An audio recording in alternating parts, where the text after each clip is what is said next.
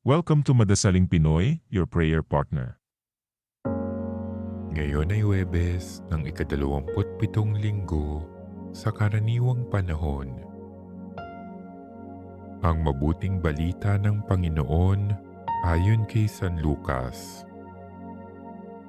Noong panahong iyon, sinabi ni Jesus sa kanyang mga alagad, "Ipalagay natin na ang isa sa inyo'y nagpunta sa isang kaibigan isang hating gabi at nagsabi, 'Kaibigan, bigyan mo muna ako ng 3 tinapay.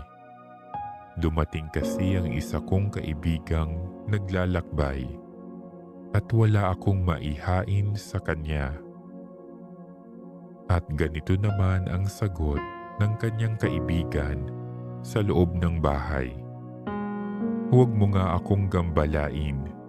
Nakatrangka na ang pinto at nakahiga na kami ng aking mga anak.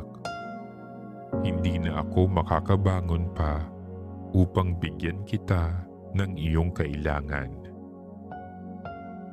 Sinasabi ko sa inyo, hindi man siya bumangon dahil sa kanilang pagkakaibigan, babangon siya upang ibigay ang hinihingi ng kaibigan sa pagpupumilit nito.